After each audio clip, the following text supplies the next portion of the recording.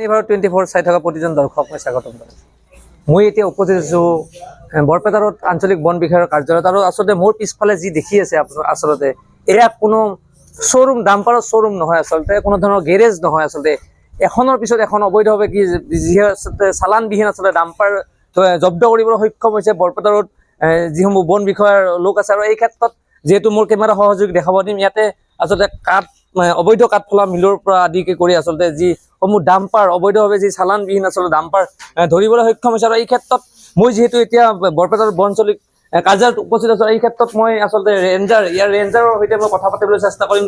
কিয়নো ক'ব লাগিব, এখনৰ পিছত এখন আচলতে অবৈধভাৱে যি ডাম্পাৰ আচলতে ধৰিবলৈ সক্ষম হৈছে। এই ক্ষেত্ৰত মই তেওঁৰ ৰেঞ্জাৰ ছাৰৰ সৈতে মই কথা পাতিবলৈ চেষ্টা কৰিম। যিহেতু ছাৰ, এখনৰ পিছত এখন অবৈধভাৱে চালানবিহীন ডাম্পাৰ আপুনি জব্দ কৰিবলৈ সক্ষম হৈছে, কি ক'ব? হয়, আমি বন বিভাগৰ পৰা অভিযান আৰম্ভ কৰিছোঁ আৰু যিমান ইলিগেলিটিজ আছে স্পেচিয়েলি বৰপেটা এৰিয়াত আমি বালি মাটিৰে হওক বা অবৈধ কাঠফলা মিলে হওক আমি সকলো চিজ কৰিছোঁ ৰিচেণ্ট টাইমত, আৰু এনেকুৱা আমাৰ অভিযান কণ্টিনিউ থাকিব। এতিয়ালৈকে আমি মোৰ দেন 30 আমি অবৈধ মিল আমি জব্দ কৰিব পাৰিছোঁ, আৰু লগতে আমি বহুখিনি চালানবিহীন ডাম্পাৰ বা ট্ৰেক্টৰ আমি এনেকৈ চিজ কৰিছোঁ।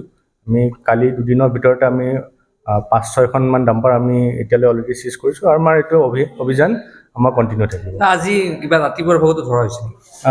আমাক ৰাতিপুৱা ধৰা হৈছিলে, কালি এখন ৰাতি ডাম্পাৰ ধৰা হৈছে, আমাৰ ট্ৰেক্টৰ ধৰা হৈছে, আৰু আমি এনেকুৱা অপাৰেশ্যন কণ্টিনিউ ৰাখিম।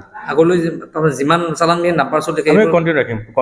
হয়, আচলতে যিসমূহ অবৈধভাৱে আচলতে যিসমূহ ডাম্পাৰ আচলতে চলি আছে, শিলবালি কৰি আচলতে ক'ব লাগিব, সেই ক্ষেত্ৰত বৰপেটাৰ বন আঞ্চলিক বিষয়া সকলে বন বিভাগৰ লোকে আচলতে সেইসমূহ অবৈধ ডাম্পাৰ আৰু লগতে অবৈধ যি কাঠফলা মিল ধৰিবলৈ সক্ষম হৈছে, এক সুন্দৰ পদক্ষেপ বুলি ক'ব লাগিব। মোৰ কেমেৰা সহযোগীৰ সৈতে মই কৌশিক দাস, এনিভাৰ 24।